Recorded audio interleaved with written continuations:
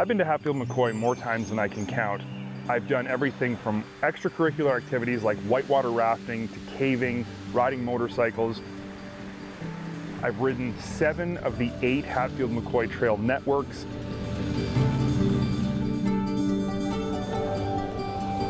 Every time I go to West Virginia, I stay in a small town. But this trip was pretty much the opposite.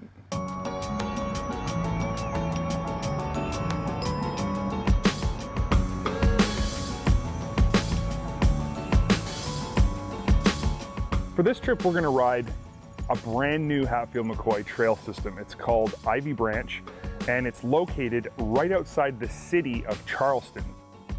It's a brand new trail system. It's got a few new features that we haven't seen from any other Hatfield McCoy systems. And one of the biggest things that sets it apart, I think, from the others is its location to a full-size, fully equipped city versus tiny little town. Another thing that makes this trip unique is that I'm here with DirtTrax Television's newest co-host, Shelby Mahon. We've always been involved with snowmobiles in some aspect, as well as ATVs. I mean, I remember being 3 and 4 years old, my dad going out to collect wood and taking the snowmobile out into the bush. Eventually we got our own sleds, so we've always been trail riders with a big passion for it. Every winter, it's always what we look forward to. And then eventually I finally got a chance to try the snowcross racing. Once I got a little too fast for the trails, it was the safest place to be was racing instead. Come summer, it was always ATVs. They were always a way to have fun, enjoy, spread out the motorsport season. Shelby shares a really strong background in snowmobile racing, like myself and my brother do, and that's how we got hooked up through that kind of fraternity. And she seemed like the perfect person to come onto DirtTrax TV and add not only a female perspective, but another true motorhead perspective. Comparatively speaking, Ivy Branch is a smaller trail system than many of the other ones in the Hatfield McCoy network. What I'd heard about it was that it was small and the trails themselves were a little less technical, but the offshoot trails are almost all double blacks. I really was looking forward to getting out on the trails with Shelby and seeing how she rides and hearing her opinions of the vehicles and the trail as well.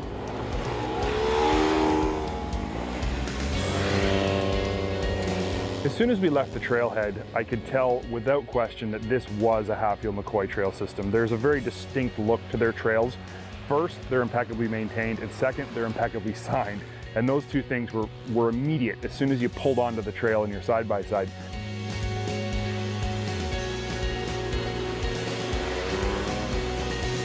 Definitely with the Hatfield McCoy trails, I experienced a lot of variation in the trails.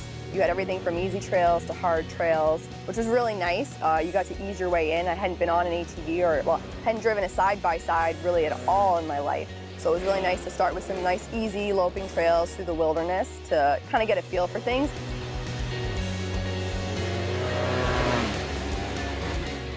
I really like the Ivy Trail specifically because of its diversity. The fact that you could bring a group of people down with all different levels of capabilities, and one group can go out one way, another group can go out another way. They can ride all the trails they want, they can meet up part way. There's some trails that actually run side by side, so people can take the easy way and they can watch the people take the harder trails that are more challenging.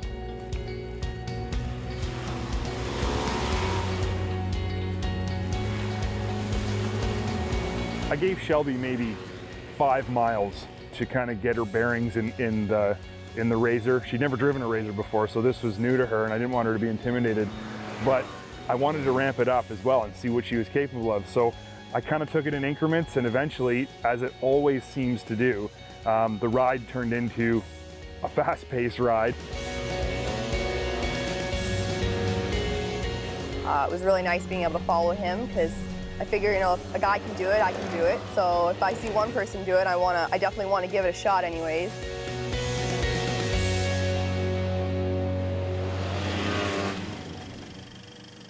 I think the most distinguishing feature of Ivy Branch as a trail system is its technical rock crawling opportunities. A lot of Hatfield McCoy trail systems have double black diamond trails or have technical trails, but I've never ridden one that has rock sections like this one does.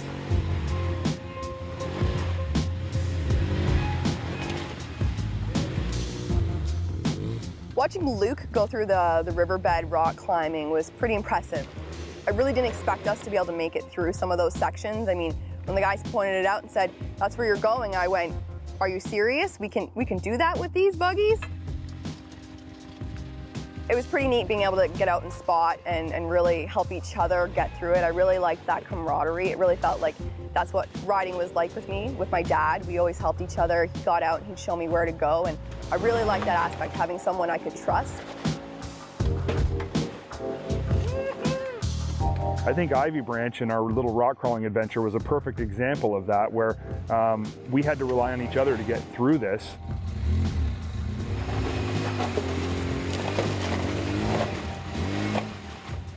So it was excellent having someone with experience as well to show me, go over there and you'll make it. Even if we didn't, we still tried.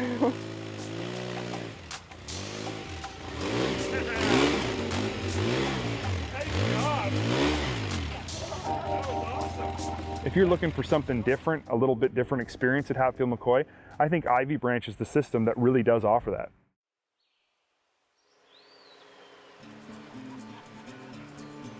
On this trip, Ivy Branch offered a really interesting opportunity to do something I'd never done before. Ivy Branch is unique in that it is the only trail system in the Hatfield McCoy network that allows full-size Jeeps and rock buggies and trucks, whatever you've got, full-size vehicles can be driven anywhere on these trails. We organized a ride with a couple local rock crawlers, a local rock crawling club actually, to bring out a few of their vehicles and a few of their more advanced drivers and take Shelby and I out for our first ever full-size rock crawl. My very first vehicle was a Jeep. I never got to jack it up or do anything fancy with it, but it certainly gave me a taste for the off-roading life, and I was really looking forward to an experience to go out with real Jeeps that were really designed to crawl over rocks and go through mud and really experience the roughest terrain possible. I was pretty, I'm gonna say, underwhelmed with the comfort level of these rock crawlers and buggies. They're pretty utilitarian. From the time you crawl in and put on your harnesses, there's not a lot of stuff there. I mean, there's not even a cup holder.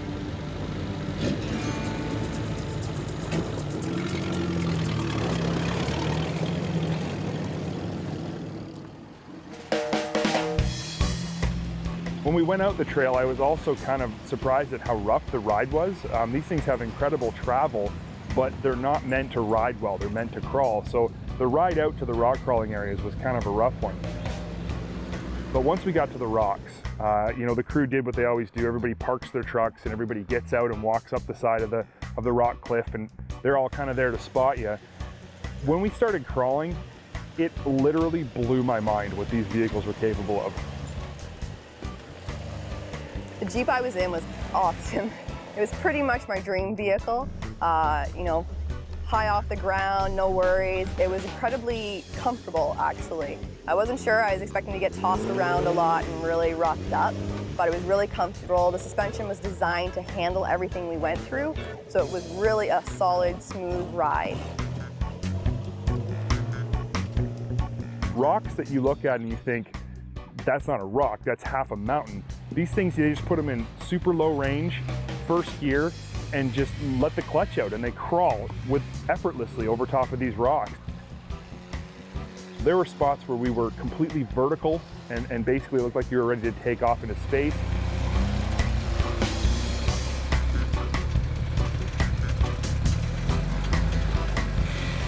It was just kind of unbelievable what these things were capable of doing, and it was a really fun experience. They took us to another riverbed that was designed for Jeeps. These rocks were much bigger, and I really was shocked that that's the way they could go.